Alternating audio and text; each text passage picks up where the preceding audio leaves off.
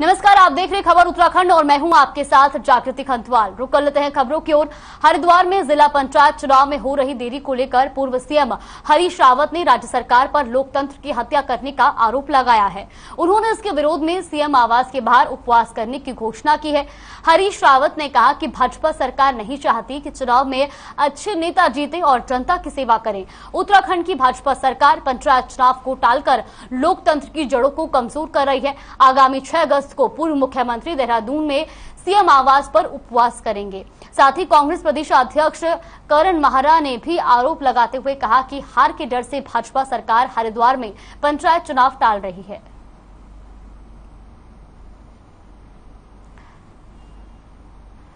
पंचायत चुनाव को लेकर विपक्ष ने सरकार को घेरा है। तो वहीं आपको बता दें कि पूर्व सीएम हरीश रावत ने भी राज्य सरकार पर लोकतंत्र की हत्या करने का आरोप लगाया है। उनका कहना है कि बीजेपी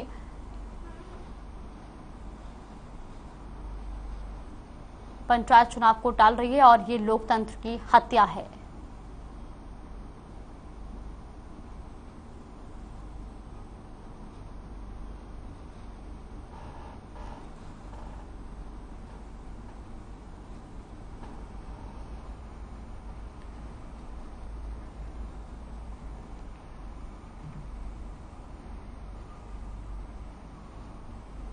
अल्मोड़ा में बीजेपी के कार्यकर्ताओं ने कांग्रेस के नेता अधीर रंजन दास की ओर से देश की राष्ट्रपति को अभद्र संबोधन के विरोध में कांग्रेस पार्टी के अध्यक्ष सोनिया गांधी का पुतला फूंका और इसे देश का अपमान बताया। कार्यकर्ताओं ने कहा कि कांग्रेस पार्टी ने हमेशा गरीबों, वंचित समाज के लोगों का शोषण किया है और अब देश की आदिवासी महिला के राष्ट्रपति बन जाने से कांग्रेस पार्टी उन्हें अपमानित कर रही है।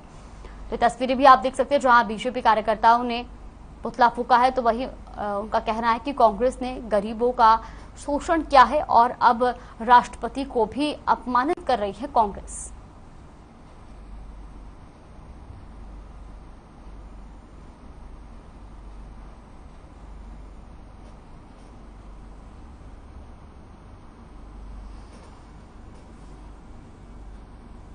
तो अल्मोड़ा में बीजेपी के कार्यकर्ताओं ने कांग्रेस के नेता अधीर रंजन दास की ओर से देश की राष्ट्रपति को अभद्र संबोधन के विरोध में कांग्रेस पार्टी के अध्यक्ष सोनिया गांधी का पुतला फूंका और इसे देश का अपमान बताया। कार्यकर्ताओं ने कहा कि कांग्रेस पार्टी ने हमेशा गरीबों और वंचित समाज के लोगों का शोषण किया है और अब देश की आदिवासी महिला के राष्ट्रपति बन जाने से कांग्रेस पार्टी उन्हें अपमानित कर रही है।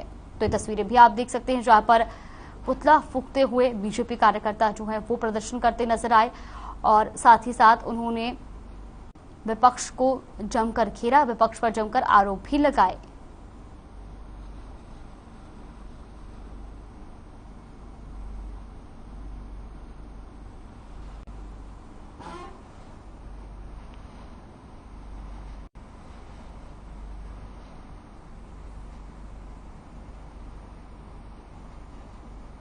देश की पहली महिला आदिवासी राष्ट्रपति द्रौपदी मुर्मू पर कांग्रेस सांसद अधीर रंजन की अशोभनीय टिप्पणी के खिलाफ चंपावत भाजपा में भारी रोष व्याप्त है। भाजपा जिला अध्यक्ष दीप पाठक के नेतृत्व में भाजपा कार्यकर्ताओं ने चंपावत मोटर स्टेशन पर कांग्रेस अध्यक्ष सोनिया गांधी का पुतला दहन किया। तो वहीं दूसरी तरफ टनकपुर के तुलसी राम चौराहा पर भाजपा कार्यकर्ताओं ने मंडल अध्यक्ष पूरन मेहरा के नेतृत्व में भारी रोष जताते हुए अधीर रंजन का पुतला फूंका। वही जिला अध्यक्ष दीप पाठक ने इसे देश का अपमान और देश की महिलाओं का अपमान बताया। तो ये तस्वीरें भी आप देख सकते हैं चंपावत की, जहां अधीर रंजन चौधरी के बयान पर जगह जगह बीजेपी कार्यकर्ता जो है वो प्रदर्शन करते नजर आए। तो वही ये तस्वीरें भी आप देख सकते हैं चंपावत की, जहां देश की पहली महिला आदिवासी राष्ट्रपति द्रौपदी मुर्मू पर कांग्रेस सांसद अधीर रंजन की अशोभनीय टिप्पणी के खिलाफ चंपावत भाजपा में भारी रोष व्याप्त है। तो वहीं आपको बता दें कि भाजपा जिला अध्यक्ष दीप पाठक के नेतृत्व में भाजपा कार्यकर्ताओं ने चंपावत मोटर स्टेशन पर कांग्रेस अध्यक्ष सोनिया गांधी का पुतला दहन किया और वहीं दूसरी तरफ टनकपुर के तुलसीराम चौराहे पर भाजपा कार्यकर्ताओं ने मंडल अध्यक्ष पूरन महरा के नेतृत्व में भारी रोष जताते हुए अधीर रंजन का पुतला फूका। तो वहीं जिला अध्यक्ष दीप पाठक ने इसे देश का अपमान और देश की महिलाओं का अपमान बताया।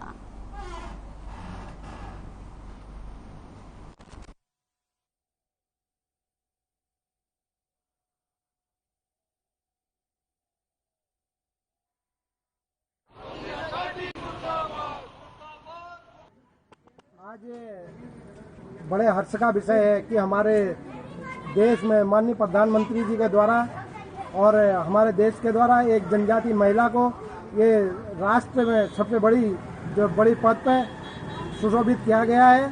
तो उसी निमित्त जो विपक्षी पार्टियां हैं, कांग्रेस ने के जो सांसद कोलकाता के अधीर रंजन चौधरी, उनके द्वारा उनके प्रति बड़ी अभद्र टिप्पणियां की गई है।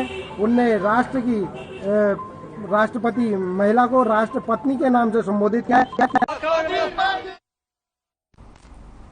देहरादून में स्मार्ट सिटी का काम चल रहा है, लेकिन काम की धीमी रफ्तार से जनता को काफी दिक्कतों का सामना करना पड़ रहा है। कई बार शहरी विकास मंत्री प्रेमचंद अग्रवाल स्मार्ट सिटी का काम कर रही संस्था को जल्द काम खत्म करने के निर्देश दे चुके हैं, लेकिन इसके बावजूद भी काम धीमी गति से चल रहा है, जिसको लेकर शहरी विकास मंत्री नाराजगी भी जाहिर कर चुके हैं। मंत्री ने भी माना कि जिस तरीके से स्मार्ट सिटी के कामों में रफ्तार होनी चाहिए, उस तरीके से काम नहीं हो पा रहा है। और साथ ही शहरी विकास मंत्री प्रेमचंद अग्रवाल ने यह भी कहा कि 2023 हमारा लक्ष्य है, अधिकारियों के साथ बैठकर स्मार्ट सिटी के काम की गति को बढ़ाएंगे।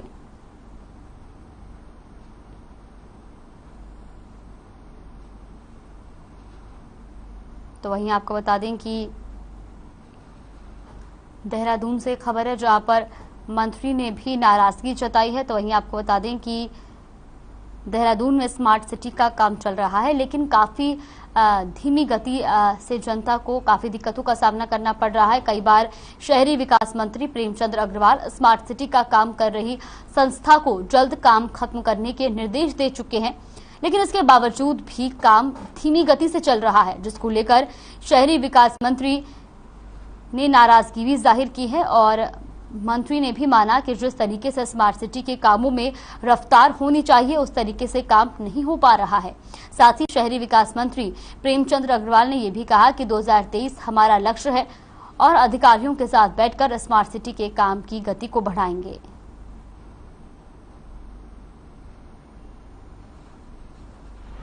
निश्चित रूप से बीच बीच में हम लोग बैठक कर रहे हैं और स्मार्ट सिटी के जो काम है, जिस तरह से जिस गति से होनी चाहिए, नहीं हो पा रहे हैं। मैं भी मानता हूँ। कल ही मेरी जिलाधिकारी जो सीईओ है स्मार्ट सिटी के, उनसे मेरी बातचीत हुई है और उनसे मैंने कहा है कि चूँकि जब वो नई जिलाधिकारी के रूप में या सीईओ के रूप में यहाँ आई थी, तो उनके लिए एक नया ये परियोजना रही होगी, लेकिन अब उन्होंने जानकारी ली होगी। तो मैं उनके साथ बहुत जल्द उनके साथ बैठ रहा हूँ। उनसे मेरी बातचीत हुई है और कोशिश करेंगे जो ये समस्या हमारे सामने आ रही है, इनको कैसे हम इसका निवारण कर सकें, इसका समस्या का निदान कर सकें। समस्या तो है, लेकिन उसका निराकरण जरूर करेंगे, हम कोशिश करेंगे।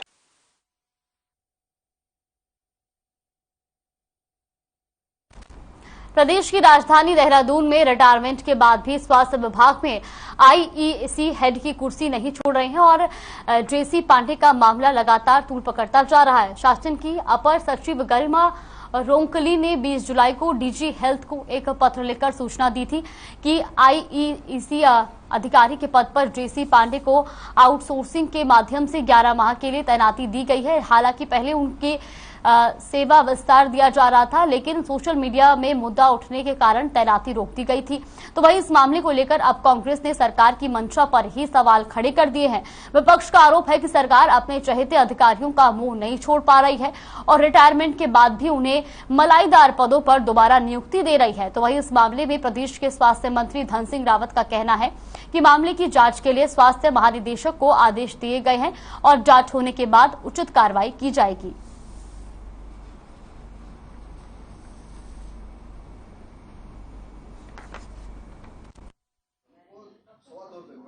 तलवार में धार पांडे तो बहुत चर्चित अधिकारियों में से है। उनका कब्जा मोनोपोली अप्रोच के बेस पे उन्होंने भ्रष्टाचार को ही जन्म दिया, बढ़ाया और राज्य में सब, मैंने समझता, चुप हैं, आज अगर डायरेक्टर हेल्थ ने कोई चिट्ठी लिखी या जॉइंट सेक्रेटरी ने लिखी तो आदेशानुसार मंत्री की संभवतः नॉलेज में नहीं है। देखिए, इस मामला मेरे संज्ञान में आया है और मैंने आज माननीय सर को बोल दिया है कि जल्दी उसकी रिपोर्ट आप मुझे तलब।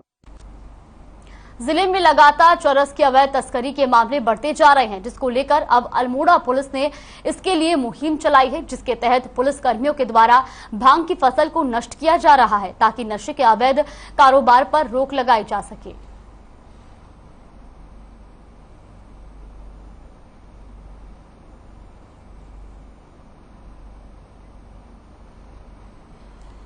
तो आपको बता दें कि चरस के खिलाफ पुलिस की मुहिम देखने को मिली है, जहां आपको बता दें कि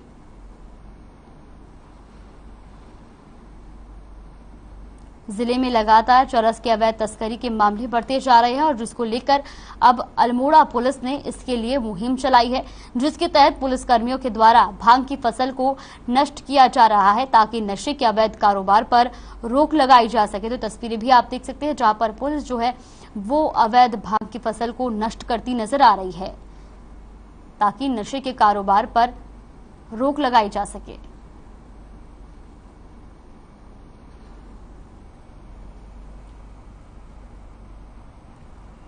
तो अल्मोड़ा से खबर आपको जी एनकार्ड के तहत हमारे जनपद में नशा उन्मूलन का कार्यक्रम चलाया जा रहा है और उसी क्रम में आज एसएसजे कैंपस में एनएसएस के जो हमारे जनसेवी हैं और साथ ही हमारे जो पुलिसकर्मी हैं इनको संबोधित किया गया और साथ ही इनके द्वारा जो कैंपस के भीतर जो भांग के पौधे हैं इनको नष्ट कराया जा रहा है। चमोली के जिलाधिकारी हिमांशु खुराना ने गुरुवार को निजमुला गौना पाड़ा ईरानी मोटर मार्ग का निरीक्षण किया और इस दौरान उन्होंने मोटर मार्ग पर कलवट पुस्ता और नाली निर्माण, संकरे मोड़ और का सुधारीकरण और भूस्खलन क्षेत्र का ट्रीटमेंट, साथ ही पगना में रुके हुए मोटर मार्ग को यातायात के लिए तुरंत सुचारू करने के लिए निर्देश पीएमजीएसवाई के अधिकारियों को दिए और जिलाधिकारी ने बताया कि निजमुला गौनापाड़ा ईरानी मोटर मार्ग के रुके होने से क्षेत्र के कई गांव प्रभावित हो रहे हैं, जिसके लिए उन्होंने पीएमजीएसवाई के अधिशासी अभियंता को मार्ग को सुचारू रखने हेतु नियमित रूप से जेसीबी तैनात करने के निर्देश दिए हैं। तो चमोली से खबर आपको बता रहे, जहां पर चमोली के जिलाधिकारी हिमांशु खुराना ने गुरुवार को निजमुला गौना पाड़ा ईरानी मोटर मार्ग का निरीक्षण किया और इस दौरान उन्होंने मोटर मार्ग पर कलवट पुस्ता और नाली निर्माण, संकरे मोड़ का सुधारीकरण, भूस्खलन क्षेत्र का ट्रीटमेंट, साथ ही पगना में रुके हुए मोटर मार्ग को यातायात के लिए तुरंत सुचारू करने के निर्देश दिए हैं। और आपको बता दें कि जिलाधिकारी ने बताया कि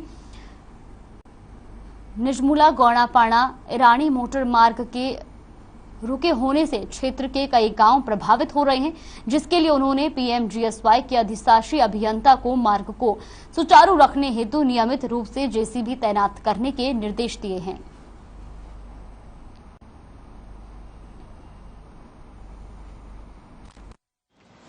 निजमुला घाटी में जो पाना ईरानी पीएमजीएसवाई का रोड है, उसकी समय समय पर शिकायतें प्राप्त हो रही थी कि जो काम है वो धीमी गति से चल रहा है और जो बीच में पुल 2-3 पुल निर्माण होने हैं वो भी काफ़ी धीमी गति से हो रहे हैं। तो उस क्रम में आज संपूर्ण जो हमारा ये रोड है उसका निरीक्षण किया गया। तो जहाँ जहाँ पर ऐसे स्लिप है और रोड बंद है आपदा के कारण, तो उसको 1 हफ्ते में क्लियर करने के निर्देश दिए थे।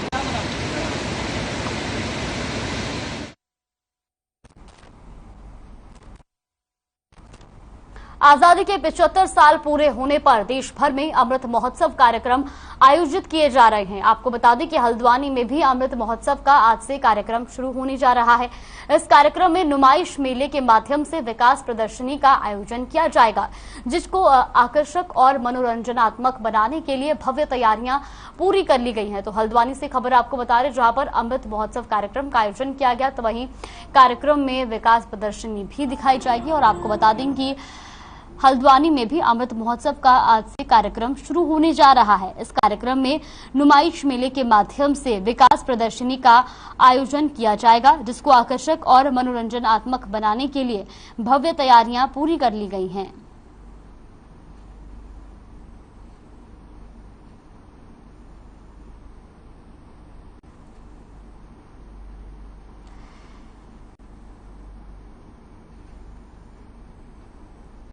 तो आपको बता दें कि हल्द्वानी की तस्वीरें आपको दिखा रहे हैं, जहां पर आज से कार्यक्रम की शुरुआत की गई। तो वहीं कार्यक्रम में विकास प्रदर्शनी दिखाई जाएगी। आजादी के 75 साल पूरे होने पर देश भर में अमृत महोत्सव कार्यक्रम आयोजित किया जा रहा है। तो इस कार्यक्रम में नुमाइश मेले के माध्यम से विकास प्रदर्शनी का आयोजन किया जाएगा और जिसको आकर्षक और मनोरंजनात्मक बनाने के लिए भव्य तैयारियां पूरी कर ली गई हैं। तो तस्वीरें भी आप देख सकते हैं, जहां पर सभी तैयारियां जो हैं वो पूरी हो चुकी हैं और कार्यक्रम की आज से शुरुआत की जाएगी।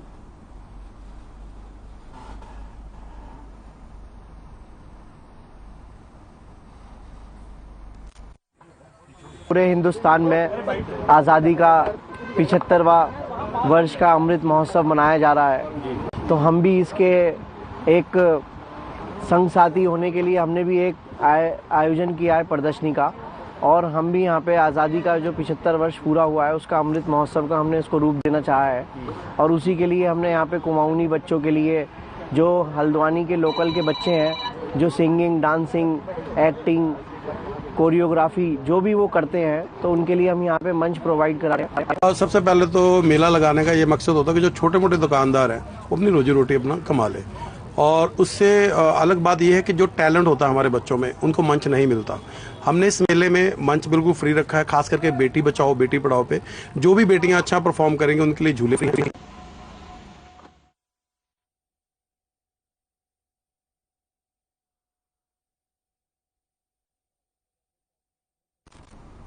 खबर हल्द्वानी से है, जहां वन्य जीवों के रेस्क्यू ऑपरेशन के दौरान हमले में कई बार वन कर्मचारी घायल हो जाने, गश्त करते समय तस्करों के हमले की घटनाओं से अब वन कर्मियों को फॉरेस्ट किट सुरक्षा प्रदान करेगी। हैवी मेटल से बनी ये किट इतनी मजबूत है कि इस पर किसी भी तरह के हमले का असर नहीं हो सकता। साथ ही हैवी मेटल डिटेक्टर जंगल में उन खतरनाक चीजों का पता लगाएगी जो वन्य जीवों को जंगल में तस्करों द्वारा मारने के लिए लाई जाती है। तराई पूर्वी वन प्रभाग में एक ऐसी किट का ट्रायल किया जा रहा है जो वन कर्मियों को उस दौरान महत्वपूर्ण तरीके से सुरक्षा प्रदान करेगी जब वो घने जंगलों में तस्करों पर पैनी नजर रखते हुए गश्त करेंगे।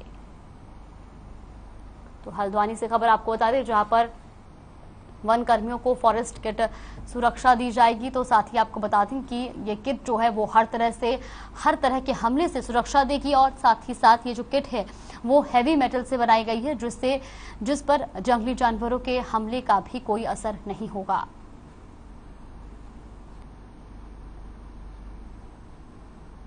तो रेस्क्यू ऑपरेशन के दौरान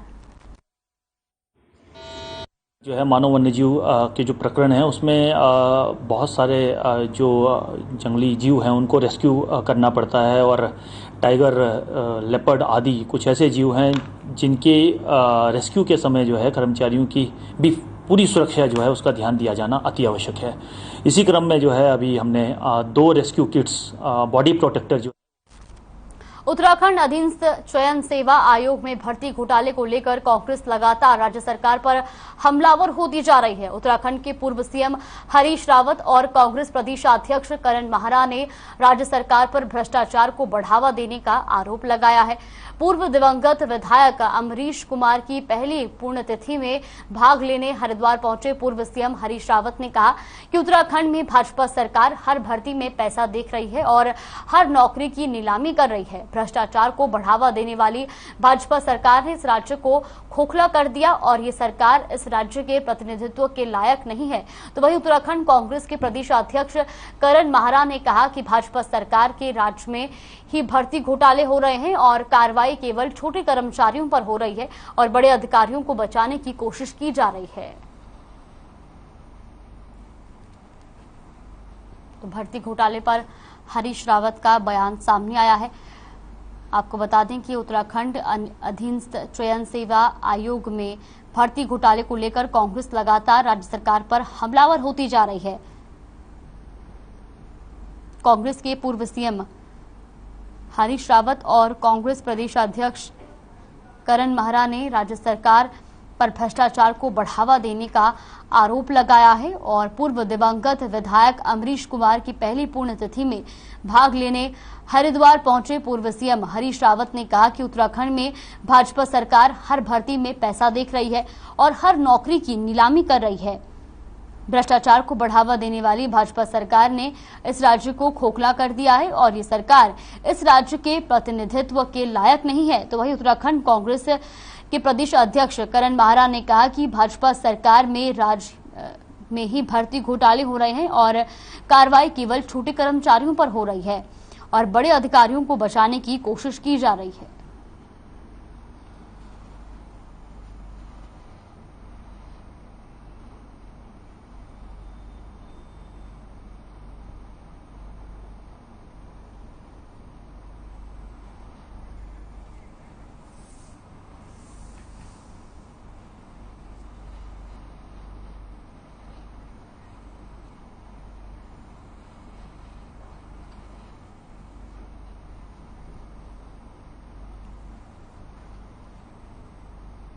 अब खबर रामनगर से है, जहां पर आए दिन बाघ के आतंक से लोगों के अंदर दहशत का माहौल बना हुआ है।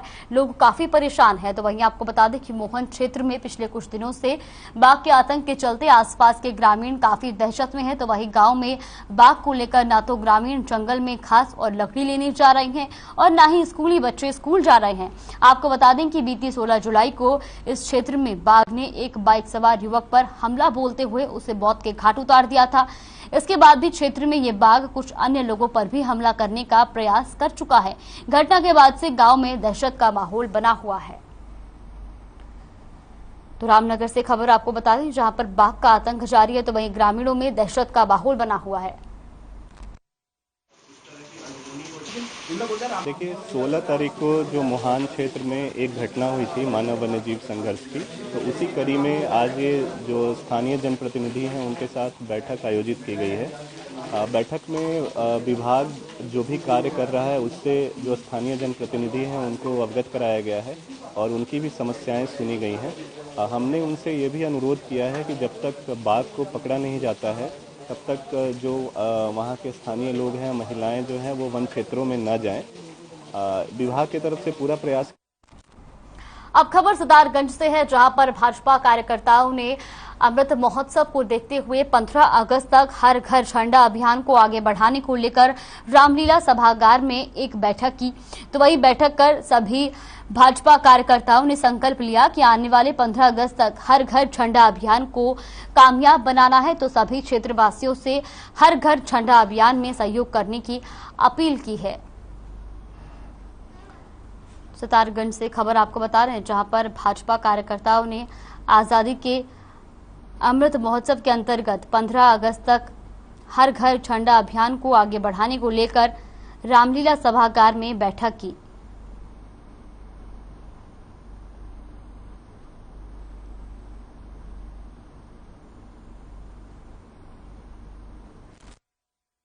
इस क्षेत्र के लोगों को पता चलना चाहिए। अपना देश आज़ादी के 75 वर्ष के उपलक्ष्य में अमृत महोत्सव के रूप में मना रहा है और इसके तहत पूरे देश के अंदर जितने भी घर हैं उन सभी घरों पर, प्रतिष्ठानों पर अपना जो राष्ट्रीय ध्वज है तिरंगा उसको लगाने का अभियान शुरू किया है। हर घर तिरंगा इस अभियान का नाम है। इस अभियान के तहत प्रत्येक विधानसभा में, मंडलों में और गाँवों में, शहर के सभी स्थानों पर, सभी घरों में तिरंगा लगाने का लक्ष्य रखा गया है। खबर उत्तराखंड में फिलहाल के लिए बस इतना ही। आप देखते रहिए हर खबर।